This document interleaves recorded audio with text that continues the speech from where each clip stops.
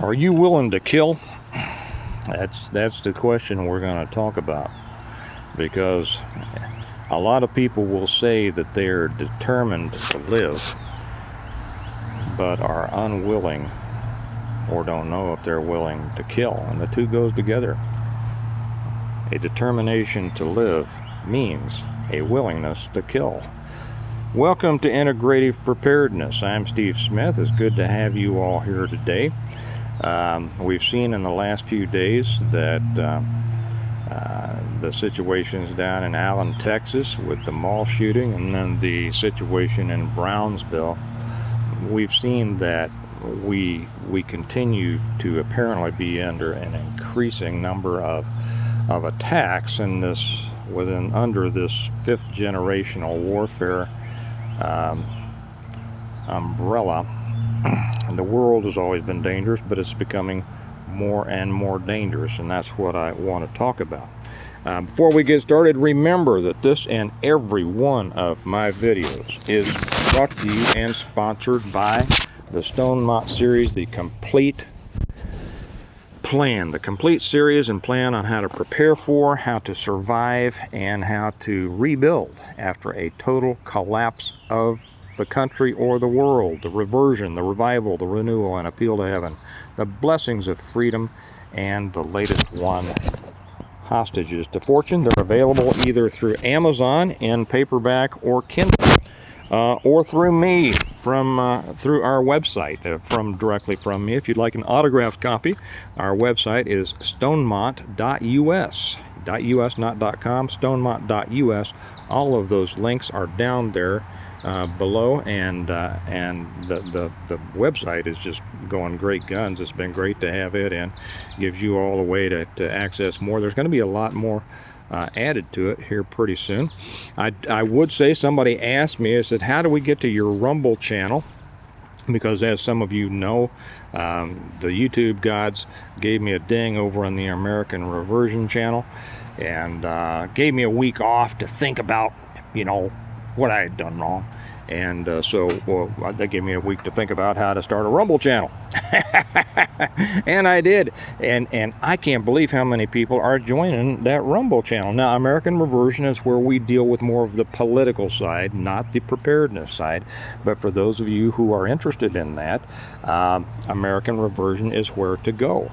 And we have both a YouTube channel and a Rumble channel. I'll get those links put down there for you so you can come over. And there will be, yes, I am going to put up a mirror integrative preparedness site on Rumble, just in case the little YouTube yo-yos don't like what I say someday. And all of my videos will be loaded up over onto Rumble. Go there where you want. By the way, a special thanks for all of the patrons on our Patreon channel. What you have been contributing in the community section and in your comments is exceptional. For those of you who aren't with us on Patreon, if you are among the smart ones, or even if you're just among the learning ones, why aren't you with us on Patreon? It's only $1, and it is so worth your while. You should be over there if you have a true interest in preparedness. So that's my personal invitation to you. The link is down below. Okay, now that we've covered the business part of this, and yes, you know what? This is a business. A business is important. But the business is what allows us to bring this to you, just like any other news outlet or educational outlet or anything like that. And the question today is, well, not really a question. My statement that I try to impress on people is a determination to live includes a willingness to kill. That's not something that the average nice person feels comfortable thinking about, and certainly not expressing out loud in words. Okay, I've decided that I'm going to start teaching a class that I haven't taught in quite a few years. I used to teach it, and I'm going to start teaching it again. I'm not able to put most of it on here. I'll put some of it on Patreon, but as far as the hands-on stuff, it's just going to be locally in the Kansas City area. Let me know if you are at all interested in that. I don't know that I'll put up the announcements here or not. I try to keep this type of class very controlled to a select few of people that I pretty much either know or can be vouched for. And the title is called Kill Proofing. It's a class on how to, you're familiar with the old drown proofing that many of the water teams go through. It's kind of the same, kill proofing. And is the things that the normal person, most normal people just don't realize, never thought about, never would think about unless they had gone through something themselves or are introduced to it by other people who have gone through it. Well, the idea, the first concept of kill proofing is this statement that I made, and that is, we teach, whether it's an active shooter or whether it's whatever kind it is. Those of us who have been involved in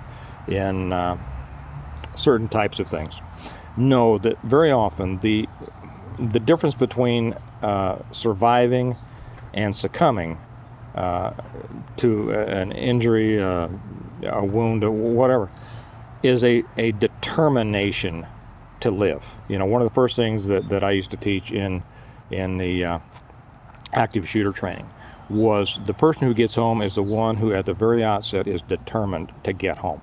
I am going to get home no matter what happens. I'm getting home to my wife, my husband, my kids, my dog, my cat, whatever it is. I am determined to get home. That is the first thing that sets a person apart from those who say, oh my gosh, I hope they don't kill me. Okay, very, very important.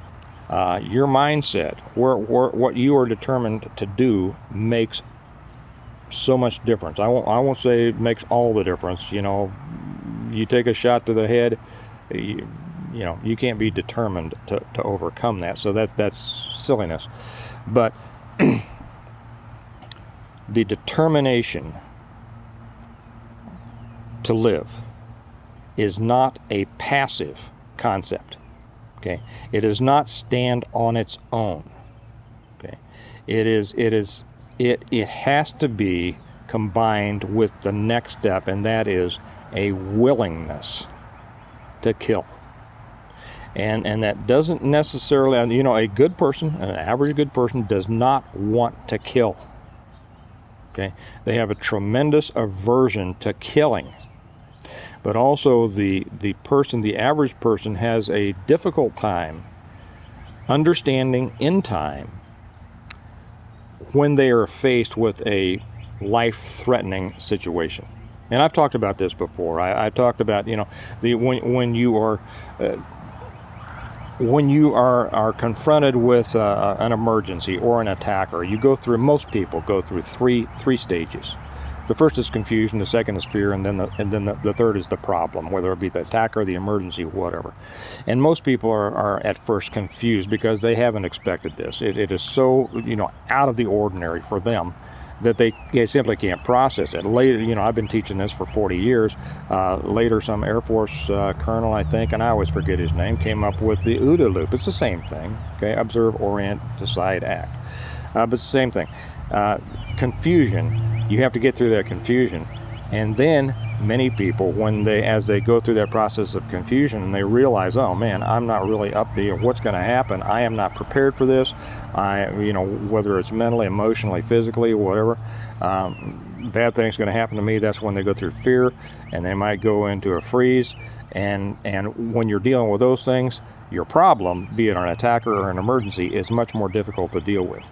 If you have trained yourself through mentally, physically, if you have trained yourself through those first stages of confusion and fear, and you're only left with the one enemy, I call these three enemies, one enemy of the problem, the situation, the emergency, or the attacker, it's a lot easier to deal with than if you're having to deal with them through this fog of confusion and fear. Okay. The second thing that I often talk about is the nature of attacks. I think I did one on this. I wrote columns on this years and years and years back in the 90s for Grandmaster magazine, the martial arts magazine. And I talk about the nature of attacks. And while attacks often happen suddenly, they rarely happen without warning. Okay, and when people think that they happened out of the blue, it's only because they have missed some clues along the way, and that is, no more than being, situational awareness, being aware of your surroundings, being able to feel the energy of a crowd or a people or a person, whatever.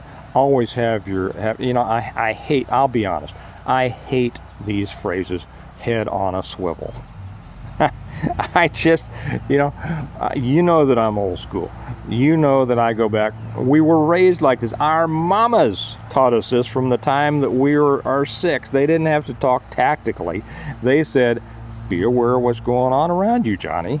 Okay, always pay attention to what's going on around you. You know how we learned that? We knocked a glass of milk off the counter, because somebody can't. Johnny, be careful, be aware of your surroundings. Okay, this is nothing new. Be aware of your surroundings. You don't have to get tactical. You don't have to take about head on a swivel and watch your 6 and all this kind of stuff. Just be aware. Be aware of the world. Understand the world. Don't be enclosed in your own little cloud of self-absorption. Does that make sense? And I'm not talking to most of you. I'm talking about the average person, right? So when we get to the idea of kill-proofing, that is the thing, that a determination to live contains within it a willingness to kill. Again, doesn't mean that you want to. It means that if the situation presents itself to where killing is necessary for your survival, you have to be ready to do it. That's the old ready, willing, and able, right? Ready, willing, you have to be willing to do it. You can't go through this process of, I don't want to, if only something, and able. And what able means is that you have the tools to do it, whether it's with your hands, whether it's with a weapon, whatever it is.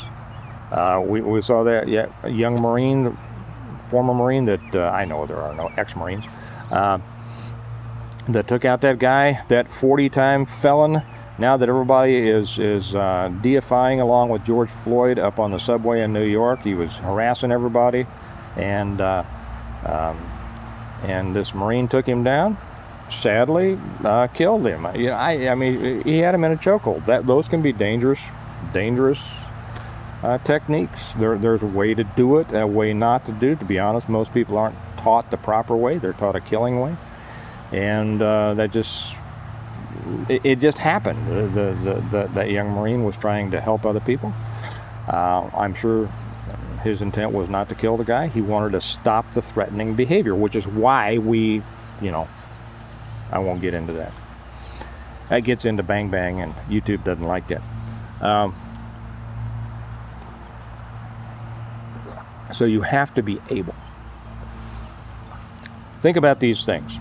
This is probably in the increased threat environment we find ourselves in this world, 5th generation warfare. I am no longer doubting that that's exactly what's going on. These attacks can happen anywhere, anytime, to anyone. You have to be prepared all the time, everywhere, for anything. Period. You need to have the tools at hand on you that you might need to neutralize a threat. And even at that sounds too tactical. Stop the problem. Stop it before it kills you. Stop it before it kills someone you love. Stop it before it kills somebody else. Now, I haven't decided yet whether I'm going to put I'm going to do a video on kill proofing, as far as the tenets and kind of what they go into. I'm not going to run techniques and stuff on here. I find that irresponsible. First off, I find it a poor way to teach anything physical, because there are always so many things that need to be covered that simply can't be covered on video. Also, it takes away from the interaction and the opportunity for people to ask questions that is very important. And so I think that physical training type things on video are both ineffective and irresponsible. So I'm not going to put that. However, I will be putting up some considerations on kill proofing. I have not yet decided whether I'm going to put it here or just on Patreon, because I reserve a lot of stuff. The more the more interesting stuff, shall I say, over on Patreon. It's just a more select group. And again, if you're not with us, I want to invite you to come over and join us there. It's only $1 a month, and if you're serious, you need it. You need to be there, not just for what you get from me, but we have just such an exceptional group of people over there with a wide range of expertise. And make sure when you come over that you regularly check the community section, because we have some real subject experts over there on everything from EMP and electromagnetic weapons to pharmaceutical chemists to anything, and just some great all-round thinkers, and you get a lot out of that. I'm going to wrap this up, but realize this. You know, I get when I used to give a lot of seminars, and I don't anymore. My seminars were much different. My training, whether it was self-defense for women or anything else, were much different than the ones, the silly ones that are the norm in the business. And when I'd start getting into specifics, I mean, I would lose half the crowd because they'd go, ooh, I don't want to hear that. I want to learn how to protect myself without hurting anybody. I want to learn pressure points. I want to learn judo, and judo is a respectable. There's some tough ass judokas, judo players.